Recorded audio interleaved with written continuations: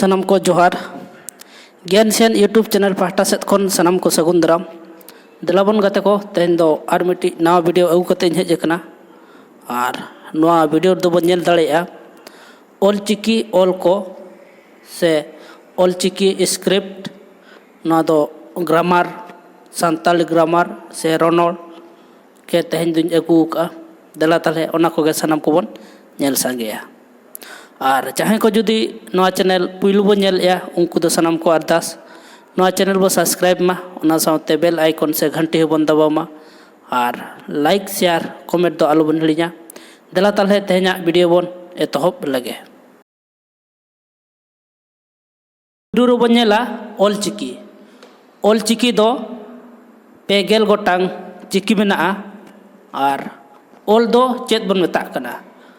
Role को बांग साडे होचो काते बांग आजम होचो काते मेद सुमुंग ते नेल कातेन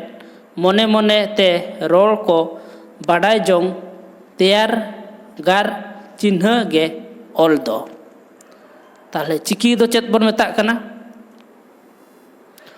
ऑल को रेया गार चिन्ह रोल गे चिकी दो देला ताले नवा दो हाँ छापा चिकी कना जहाँ प्रिंट लेटर को लैया ओना को गे बंडाका ओ ओत ओक ओंग ओल आ आक आज आम औ ई इस इ इन इर उ उच उत उण उई ए एप एड एन एड ओ ओट ओप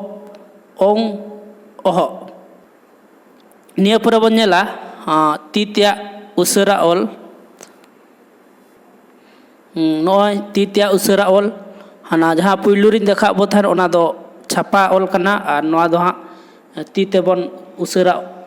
तेबन ऑल दाड़े लेका उसरा ऑल कना नवा दो नवा हो डाक दो समान गया खाली हाना दो बुही को जहाँ लका प्रिंट को और नवा दो अब एग्जाम करे किंबा बिनिट करे और जहाना करे बन ऑल खान नवा लेटर तबन ऑला नॉय बन नेलमा इना परे दला बन नेला नितो बन नेला आड़ांग दो चेत को मेता कना फोटो कांठा तारको कातेन मु सोहते मोचा खन पटेलान लुतुर आजम मेनेतान साडेगे आड़ांग बो मेता कना चिकी दो चेत बन मेता कना चिकी और बांकान लेटर आड़ांग रेया गार चिन्ह चितर चिन्ह गे चिकी से अक्षर को मेतागा जेलेका ओ ओत ओक ओंग ओल और एमान ओ खन ओह धाबी साजाव चिकी गुण गे ऑल चिकी को मेता कना ऑल चिकी रेया चिकी को दो पे थोक रे हटिंग कना मिद थोक रे दो मेना राहा आड़ांग से राहा चिकी बार थोक रे दो केचेत चिकी से केचेत आड़ांग और पे थोक रे दो जापा चिकी नोडे दो बाडाय रेना कथा मेना ऑल चिकी दो कोने खन एतम से पढ़ाव हुआ माने लेंगाती खन जजम से जहाँ लका उड़िया ते इंग्लिश ते हिंदी ते और जहाँ तनिक गे हाँ लेटर मेना ओना दो लेंगा खन जजम से पढ़ावा और उर्दू दो जजम खन लेंगा से अलगोआ और अबवा हो ऑलचिकी जहाँ ऑलचिकी स्क्रिप्ट नवा दो लेंगा खन जजम से अलगोआ देला ताले और नवा को गे नितो दोबन नेला राहा चिकी केचेत चिकी और जापा चिकी ओना आरो तिनी ठेन हटिंग कना और ओना चेत चेत अक्षर कना जहाँ को बाबन बाडाय का नेल माबन देला ताले ओना को गे नितो दोबन डिसड़ी लगे राहा आड़ांग और बांकान राहा चिकी जहाँ दो इंग्लिश ते भावेल को लइया ओनागे देला ओना गेबोन नेला जहाँ आड़ांग अपनार सुमुंग ते राड़ांग ᱧᱟᱢᱚᱜᱼᱟ आर सेरेñ रोल राहा तेद राकाबोआ ओनकान आड़ांग रेया ओल चितर चिन्ह गे राहा चिकी को मेताग कना। आर दुढ़ो बन नेला ताले राहा चिकी दो चेद कना जहाँ आड़ांग अपनार सुमुंग ते माने आज आज ते राड़ांग ᱧᱟᱢᱚᱜᱼᱟ जहाँ लका सेरेñ रोल राहा ते राकाब अकान आड़ांग रेया ओल चितर चिन्ह गे राहा चिकी को मेताग कना। राहा चिकी दो तुरुई गोटागा ताले कुकली हेज दाड़ेया जहाँ तीस राहा चिकी दो तीना गोटांगा राहा चिकी दो तुरुई गोटांगा ओना को दो हुयुग कना ओ आ ई उ ए ओ नुआ को दो जोतो गे राहा चिकी कना। ताले नोडे खन कुकली हेज दाड़ेया राहा चिकी दो राहा चिकी मेन लेखान चेद बुझावा और राहा चिकी दो तिनी गोटांगा और राहा चिकी दो ओका को कना ओना को नोडे खन बोन नेल दाड़ेया। और सानाम कोगे बेस लका नेल ताबन पे नुआ दो बिनिट करे हो हेज दाड़ेया देलाप तारले इना पुरे बोन नेला। इना पुरे बोन नेला केचेद चिकी केचेद चिकी बा इंग्लिश दे जहाँ को लेया कॉन्सोनेट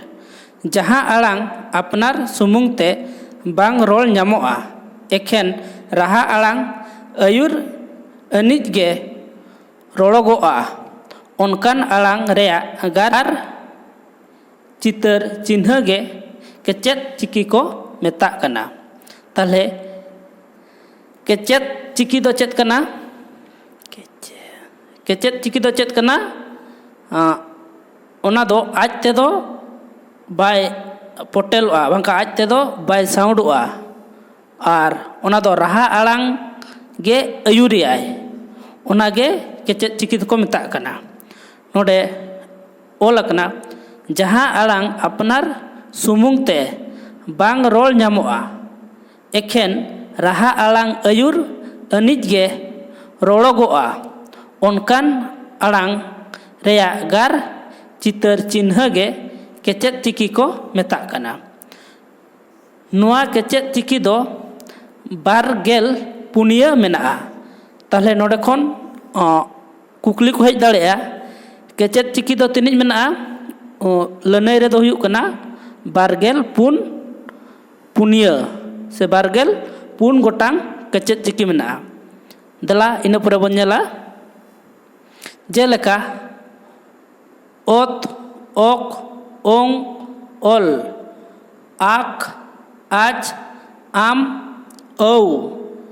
इस इ इन इर उच उत उड़ उई एप एड एन एल ओट ओप ओंग ओहो नुआ को चिकी आड़ांग कातेन बिडव लेखान नेलोगोआ जे राहा आड़ांग बांग राड़ांग कातेन ओना को सुमुंग दो बांग रोल गानो कना। ओना तेगे नुआ को दो केचेद आड़ांग बो मेताग कना। इना पुरे बो नेला केचेद चिकी रेया हटिंग जहाँ बारगेल पुनिया केचेद चिकी तहलना ओना को चेद लका बन हटिंग का नितो दो ओना बन नेला। नुआ केचेद चिकी को भागे लेका आड़ांग कातेन बिडव लेखान नेलोगोआ ओना को मुद रेदो आयमा फराक मेनाआ। केचेद आड़ांग रेया नुआ जुदा चेतान तेहाब कातेन नुआ चिकी को पुन थोक रे हटिंग अकना। ताले अब बो नेला केचेद चिकी दो पुन थोक रे हटिंग अकना। तेला ताले ओना कोगे नितो दोबन नेल बुटल लगे। केचेद चिकी दो हाँ पुन थोक रे हटिंग कना ओना को दो हुयुग कना मिद रे पारहाड़ केचेद चिकी तपुक केचेद चिकी राड़ांग केचेद चिकी जेतलेट केचेद चिकी नित दो नोआ हटिंग को सताम कते उट्टी उट्टी बोन सेणाया देला ताले नोडे खन कुकली हिजुआ केचेद चिकी दो तीना हटिंग रे हटिंग कना आर चेद चेद ताले लनई दो हुयुग कना केचेद चिकी दो पुन हटिंग रे हटिंग कना ओना को दो हुयुग कना पारहाड़ केचेद अड़ांग तपुक केचेद अड़ांग राड़ांग केचेद अड़ांग आर जेतलेट केचेद अड़ांग देला ताले ओना कोगे नितो दोबन नेल सांगेया पारहाड़ केचेद अड़ांग चिकी जहाँ केचेद अड़ांग चिकी रोल से अड़ांग ओका साड़े तेद कांठा खन सोझे बांग उडुक कातेन मोचारे पारहाड़ तालाते अड़ांगोआ ओनकाना दो पारहाड़ केचेद अड़ांग चिकी को मेताग कना जेलेका ओल चिकी रेया दोसार थोक रे मेना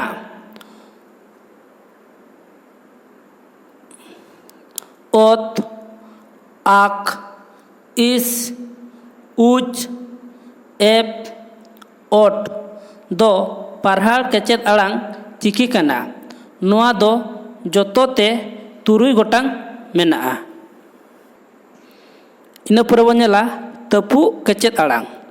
जहाँ केचेद अड़ांग चिकी अड़ांग से रोल जोहो मोचा रेया होय मोचा रेगे तपुक ताहे गोदोआ आर नासे साडे रोड़ोगोआ ओनकान अड़ांग रेया चिकी दो तपुक केचेद अड़ांग चिकी को मेतागा जेलेका ओल चिकी रेया तेसार थार रेना रे मेना ओक आज इ उत एड ओप दो तपुक केचेद अड़ांग चिकी कना मेनखान इ आर एड दो तपुक अड़ांग ते चला रहे आबो दो बांगबो तपुक होचो एदा नुआ कोहो जोतोते तुरुई गोटांग मेना राड़ांग केचेद अड़ांग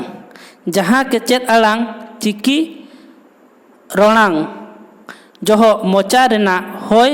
मुरे तारको ते अड़ांग पोटेलोआ ओनकान चिकी को राड़ांग केचेद अड़ांग चिकी को मेतागा जेलेका ओंग आम इन उन एन ओंग कोदो राड़ांग केचेद अड़ांग चिकी कना नोआ राड़ांग केचेद अड़ांग चिकी को दो ओल चिकी रेया कोने सेद खन सुनन थोर रे मेना नोआ को हो जोतो कोते तुरुई गोटांग मेना इना पुरा बन नेला जेतलेट केचेद अड़ांग जहाँ केचेद चिकी राड़ांग केचेद अड़ांग चिकी बेगोर एटा केचेद चिकी ठेद जेलेद दाड़ेया ओनकान चिकी दो जेतलेट अड़ांग चिकी को मेतागा जेलेका ओल औ इर उई एल ओहो कोदो जेतलेट केचेद अड़ांग चिकी कना नोआ को चिकी दो ओल चिकी रेया मोड़ेयाना थोक रे मेना आर नोआ को हो जोतो कोते तुरुई गोटा मेना जापा अड़ांग चिकी राहा अड़ांग आर केचेद अड़ांग चिकी बेगोर ओल चिकी रे आर मिद लेकान चिकी मेना ओना दो जापा अड़ांग चिकी को छटियर अकदा ओल चिकी रेया जहाँ चिकी अपनार सुमुंग तेदो बांग अड़ांगोआ मेना एमान चिकी ते जापा लेन अनिज अड़ांगोआ आर एटा चिकी रेया साडे आरुआ ओनकान चिकी को जापा आड़ांग चिकी को मेतागा। जापा आड़ांग चिकी को हुयुग कना मु टुडा गल्हा टुडा रेला फारका ओहो नोआ को दो जापा आड़ांग चिकी कना। नोआ दो मोणे गोटांग मेनाआ। देला ताले नितो दो जापा आड़ांग चिकी को मिमिटा तबन नेल सांगेया। मु टुडा नोआ दो मु टुडा कना। नोआ दो राहा आड़ांग चोट रे घोड़ा लेनखान राहा आड़ांग मुते राणांगोआ। जेलेका सेंद्रा सेंगेल रेंगेज कुइडी एमान।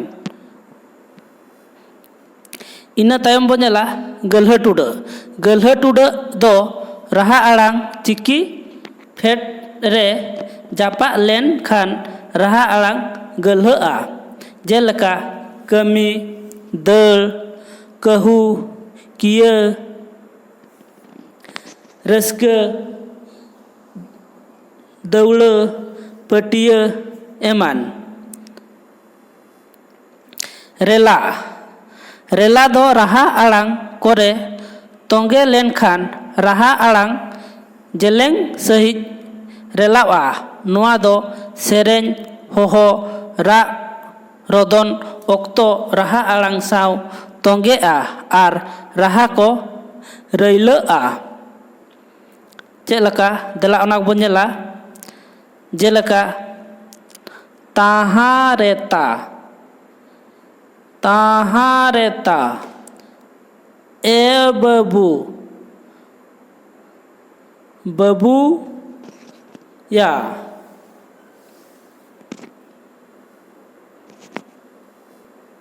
इना पुरे बन नेला फरका। नोआ दो फरका चिकी कना। नोआ दो जहाँ अड़ ओल तला कोरे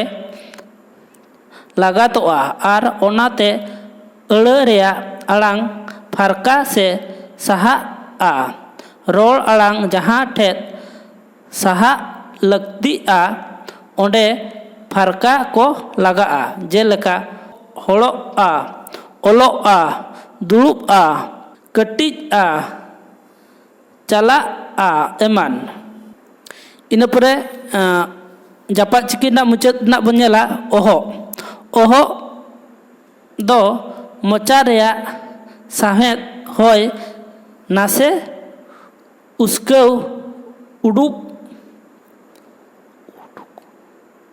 उडुक रेया चिकी कना। नोआ दो ओ रेया